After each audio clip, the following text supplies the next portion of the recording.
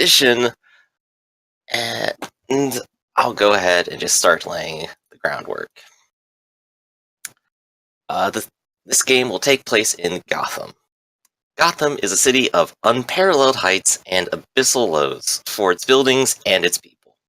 Walkways, roads, rails are all multi-tiered with bridges spanning the gaps, but only a fair few stairs, elevators, or roads leading upwards and down throughout the city. The architecture becomes packed tight the lower down one goes, random walls and fences desperately trying to claim old and forgotten property in a never-ending battle to hold on to some place of one's own.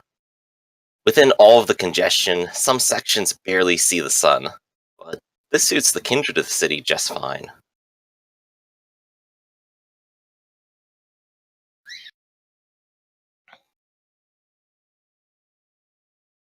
You're not sure when the night began, or even quite when you had awoke. Your head throbs in a way it hadn't felt since back when you had blood in your veins. As your blurred vision comes to, you see a number of kindred around you in a murky basement, boiler fire illuminating them, a corpse at your feet, and the blood from it on your hands and clothes. Let's go ahead and take turns describing who we all are. Let's start with Theta. Alright, I am Victor Lucius. I look bedraggled is I guess the word I'm looking for here. He is a hulking man. He did not look like he took care of himself pre-embrace, or that whoever sired him took measures to ensure that he had a good appearance when he was sired. Because as you know, you return to how you look from that moment. His clothes look like they were once fine, but now they've become dirtied, soiled. He has a smell about him. Very good. Emmerich. Well, I am Emmerich. I'm playing Adam Fowler, so it looks like your typical hipster is fairly well, not well dressed, but he's wearing casual clothing, kind of a coat. He's pretty much not remarkable in any ways. Other than that,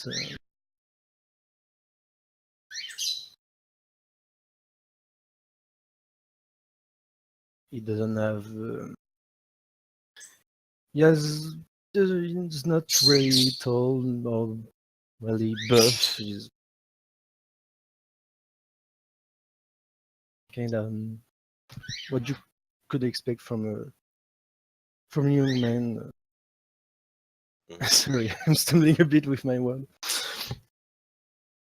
Struggling a bit with birds too, unfortunately. Yes, sorry. That's alright, you'll hear my dog soon enough. We'll introduce each other. Alright, so we have a hobo and a hipster. What about, Will? What are you playing? Hello, I'm Will. I'm playing John L. Aldridge. He's wearing some rather nice clothes. His hair seems not styled, but cared after, and his general look about him is somebody who has at least modest means. He doesn't have the telltale signs of positive breeding that some other rich people have. You know, his hands look a little more calloused and his face looks a little rougher. He looks like he worked during his life, but made it at a higher position than that which he was born. He has a general air of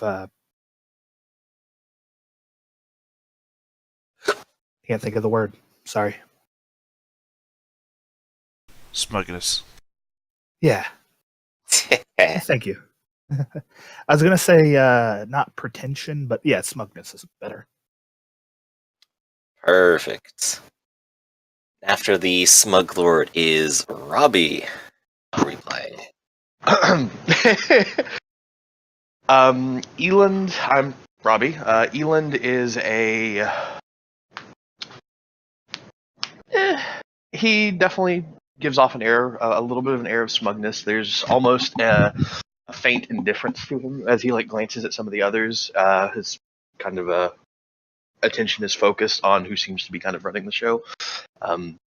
There's not really he doesn't really seem to be. He's kind of aloof in comparison.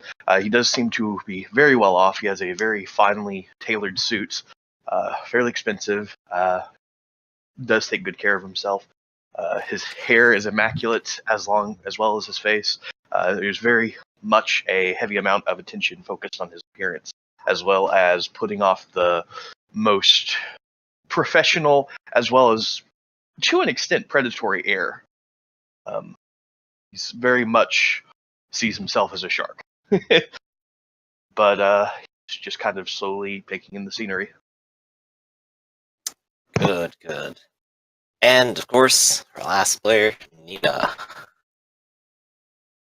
So Sarah is a small, slight, androgynous-looking young woman. She's dressed in the typical garb of a gutter punk. Very, dark, utilitarian, probably secondhand clothing.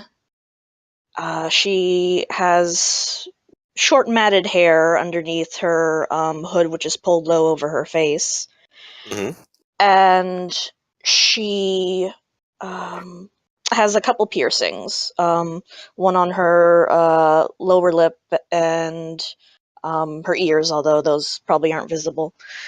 She has very dark rings underneath her eyes, and she's very pale. Paler than perhaps suited for most of the kindred. She, looking around and taking in her surroundings, it's quite obvious that she is radiating with this anxiety. Being in this room of people that she's not entirely sure how she got here. Good, good. Naturally, via your own senses, you can detect the monstrous taint of the other kindred around you. It's very clear that every person in this room is in fact a vampire.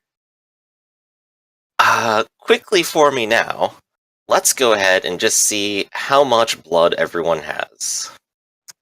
Starting blood potency roll for sessions is 1d10 plus your feeding ground. Of course, if you didn't buy any, well, have fun with the d10. Yeah. Oh. Nice and full.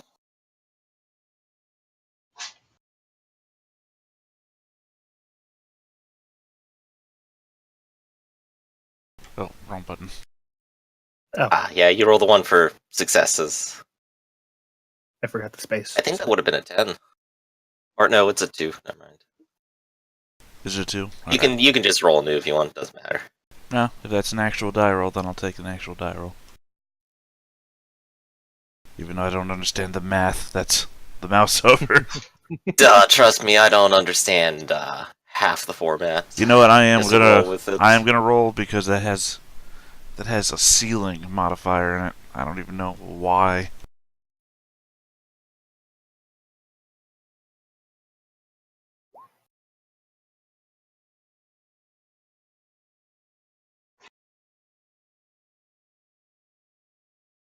There we go. Some of you notice the faint closing of wounds, the last bit of vitae healing over any damage you might have occurred in a fight you don't even remember. Among you is one more, a nervous-looking kindred, looking in his mid-20s, skin looking raw and bruised as if he didn't even heal before the embrace, wearing business casual. He seems very perplexed and has blood on his hands like the rest of you. He sort of skitters his gaze left and right and goes, I'm not sure how you all dragged this guy down here into my basement, or how you rode me into it, but I don't want any of it. You can tell, too, he is also a vampire.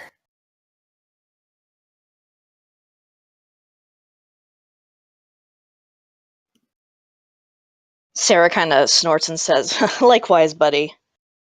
And she's surveying her surroundings, looking wild-eyed around. It's just the basement is unfamiliar to her? Very unfamiliar. None of you have ever been here before. It's a very dirt-covered basement. There's barely any tile flooring around, only a little bit around the boiler itself, which is the standout feature of the room. Around the edges of the room are a few wooden shelves. One is knocked over, and the only contents seem to be random tools and tidbits for upkeeping some kind of building. And of course, on the opposite end of the room is a stairwell leading upwards, and a door with an open padlock on it. Adam will not say anything, but he will sniff the blood of him that is on his hand and try to use his kindred senses to determine, well, whose blood is it. Without even needing to take in a breath, you can already feel the scent suffusing the entire room now. And the blood is clearly that of the victim on the ground, currently in the form of a shriveled corpse that is dried up a fair bit. As if it's been dead for maybe 10, 20 years. Hard to say offhand. Not so bad as it could possibly be. Sorry. As I have the bloodhound's merits, I can gather information from just scent alone on the blood, I think. I think so. The question is, what question do you want answered? Well, anything I can learn from the blood, I will take.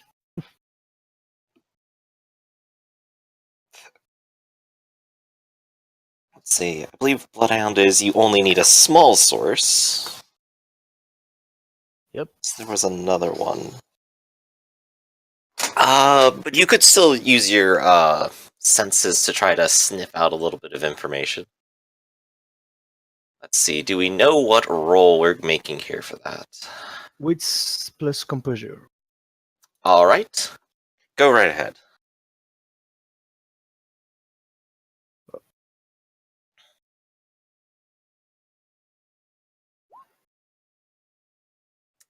Three. Let's go up to my information about the body. You take in a deep breath and just let it roll around through your lungs. And as it kind of absorbs into you, you get the feeling that the blood is definitely a mixture, as all Vitae is. But the owner himself may have been about 10 years dead, you might say. The scent is remarkably that of a deva, despite the crude look of the individual himself. Mhm.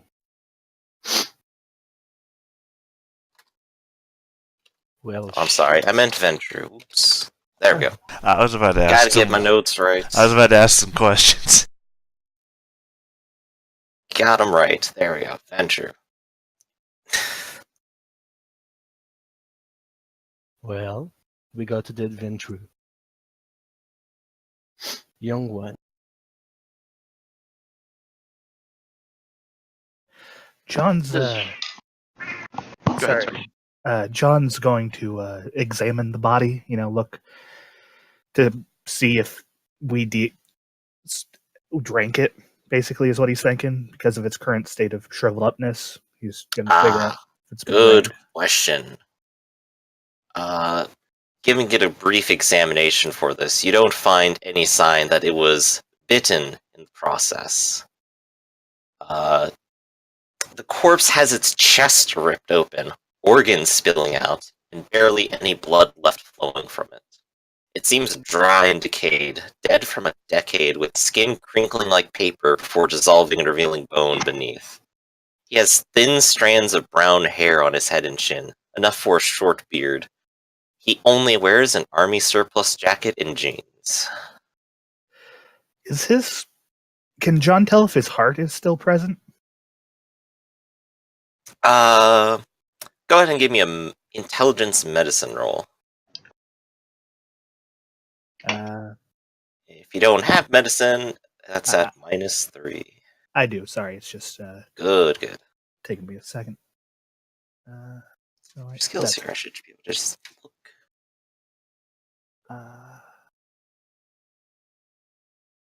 Oh, no successes.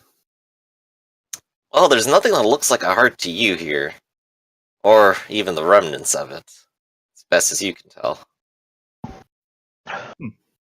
So, is there anything Eland would remember at all, like some sort of scuffle? He's just trying silently to take stock. He's not paying a lot of attention right now, other than just making sure no one's really approaching him. He's probably standing on like one of the few tiles on the actual ground. Notably, He's backing away slowly. well, pretty much. Anything he remembers at all? Unfortunately not. Probably You don't remember very your much of your night. At least not immediately after waking. And now that you're here, you don't really remember this fight.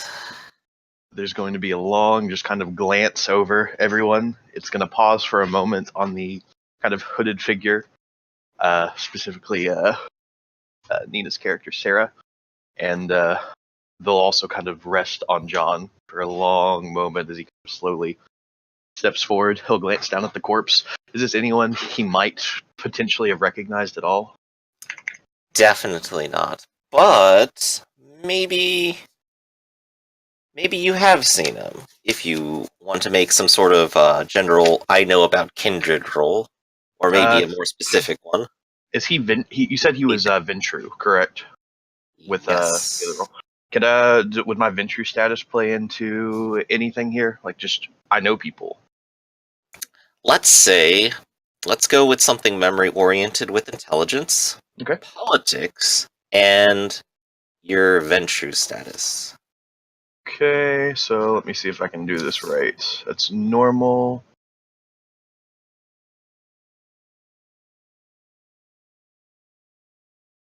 I don't think the dice went. Hold on, give me a sec. Oh, there. That's fine. Wow. Oh, one success with 8 dice. You think maybe you've heard of this person before, or seen him once or twice, maybe during an Elysium. Anyone? His name, at the notable? very least, is Riley Sampson. You recall that much. You remember him being maybe a little bit of a dour person, more of the help than the upper class. Could you type his name in Roll20 real quick? I shall. You.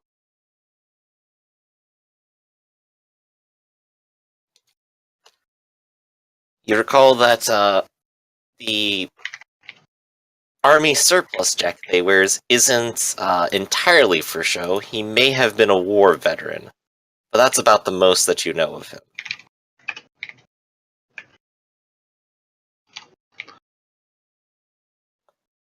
He'll kind of glance up, meets John's eyes, doesn't really say anything, and then just kind of takes another step back again. Okay. Sarah is at this point. The anxiety on her is palpable, and she's kind of shifting from one foot to another, and likewise sort of backing away from the scene of the crime, examining her own hands. Is she covered in blood? Mostly your hands and a few splatters here and there. Maybe a scrape on your jacket. Maybe a spot where a scar should have been, save for your vampiric healing. Hmm. And she looks a bit bewildered at her hands. Like this isn't her element at all. She is not comfortable with any of this. But she's going to glare back at the mysterious kindred who was accusing them, and she's going to ask, so you seem to know what's going on, because I don't. Do any of you? And she kind of looks searchingly around at everyone's faces, kind of lingering on Elin's for a short second. Your guess is as good as mine at this point. Well, somebody killed this guy. He didn't rip his chest open himself. Well, I think we have the perpetrators right here.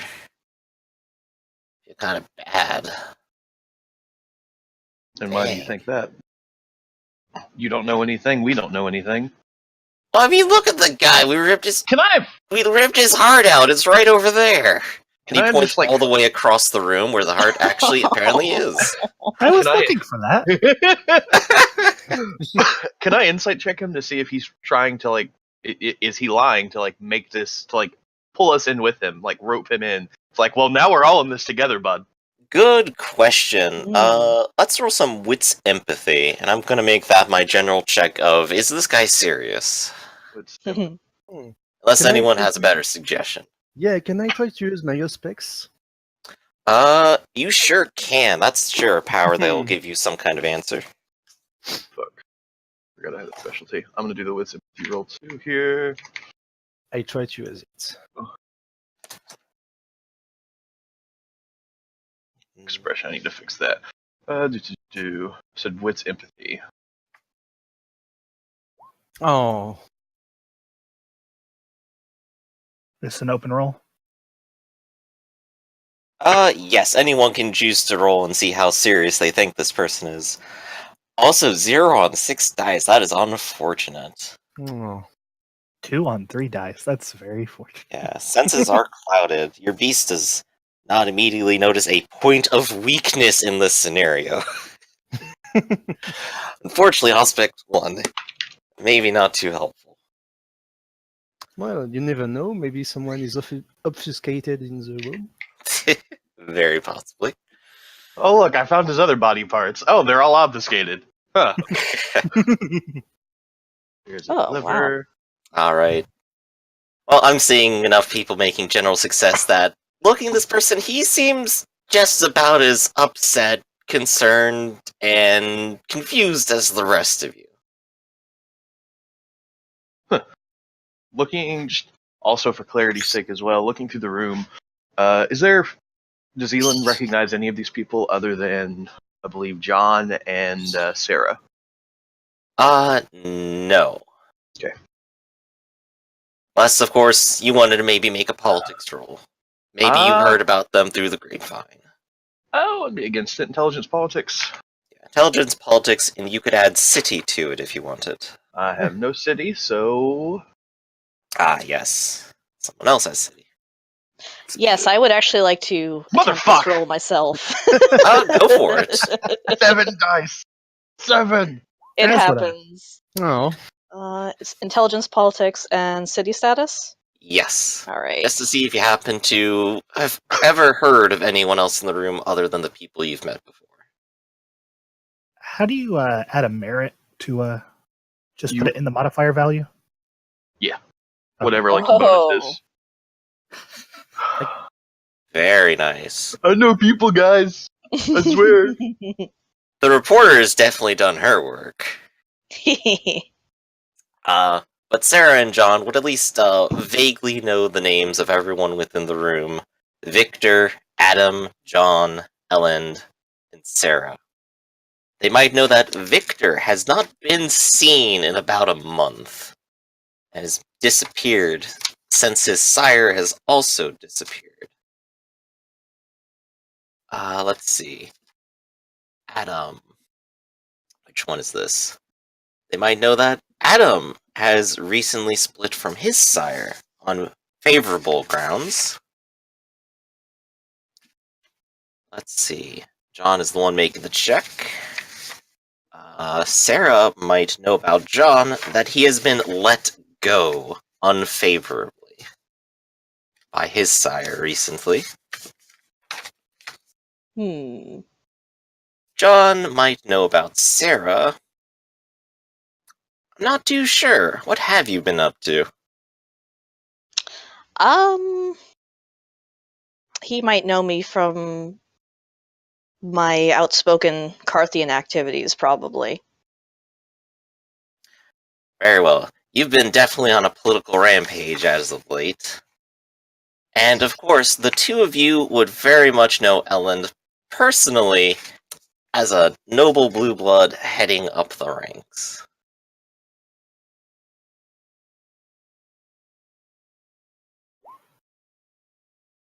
Huh. Seems like a motley crew we got assembled here. Oh, you also know the person in the room then. Oh, yes, that's very important. Yes. I almost forgot about him. He's just Well, so his name's Riley Sampson. so sensitive. He's not very talkative. But the other one. Oh, so not the dead. Okay. His name is Jacob. He's a very recent kindred. He was actually a part of someone's plan. No one's quite certain who as of yet, but before he was embraced by them, a Nosferatu swooped them up on his deathbed in the middle of an alleyway. Yet another touching story of pulling someone into eternal damnation. Aw. So And of romantic. course, you can see the bruises and welts on his face still. Oh, how those must be fun for him. You had mentioned that there's stairs leading up to a padlocked door. There's a stairwell leading up and out, and separately a padlock door on your current level. Oh. Is the boiler currently on, or is it dormant? Yes, it is. There's a nice warm fire coming from there that you all instinctively stay nice and far away from.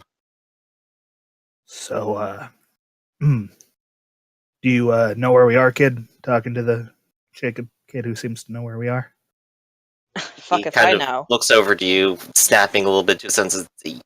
Yeah, this is my apartment complex. Welcome to Ted's Discount Apartment. I'm Jacob and also Ted. Don't tell anyone I'm Jacob.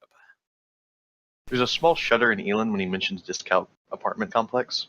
Isn't that my place? No, wait, I had a different name. Sorry. Yes.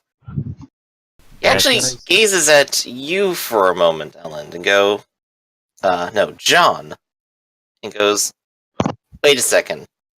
Aren't you the guy across the street? Yeah.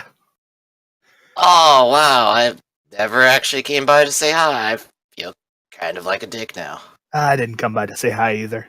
It's good to know the competitions of the blood, though. Not much of a competition. At least, demand is high. Yeah. Speaking of blood, Adam will lick his finger clean.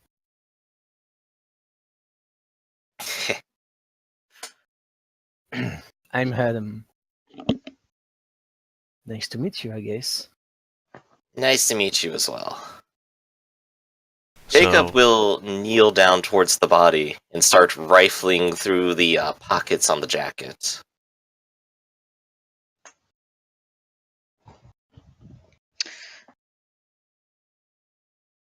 A few moments later, he comes up with a wallet, a syringe, and a bloody note. Let me see that. Which one? The note. Alright, you take a look at the note. It is a blood-soaked typed list with the names of each of you and Jacob on it. Hmm. It's simple white paper. I will fold it and, well, put it in my pocket. Is there anything in the syringe, or is it empty? It seems empty. It's an Huh. intimidating syringe dripping with at least a few drops of blood. Oh my. Eland will hesitantly kind of move up and he's very pointedly not touching Jacob. He's kind of leaning in a little bit closer and he just kind of sniffs that blood that's dripping from it. Is that very clearly kindred blood? It very much is. Eland will quickly, well, he'll take a few steps back out of the center of attention again, and he's going to very subtly give himself a once-over to make sure there's no needle marks that he's been injected with someone else's vitae. You give yourself a once-over, and, well, unfortunately, vampires heal. If you were, Oh, you fuck. wouldn't know now, would you? Are there any undue affections to anyone in the room that he wouldn't normally feel? Nobody's mutated a third arm quite yet, so as far as you Okay. can tell, That's not solid. necessarily. Solid. I mean, would I be feeling any certain addictions? You definitely know that you aren't feeling any sort of addiction right now. No Okay. urge, no pull.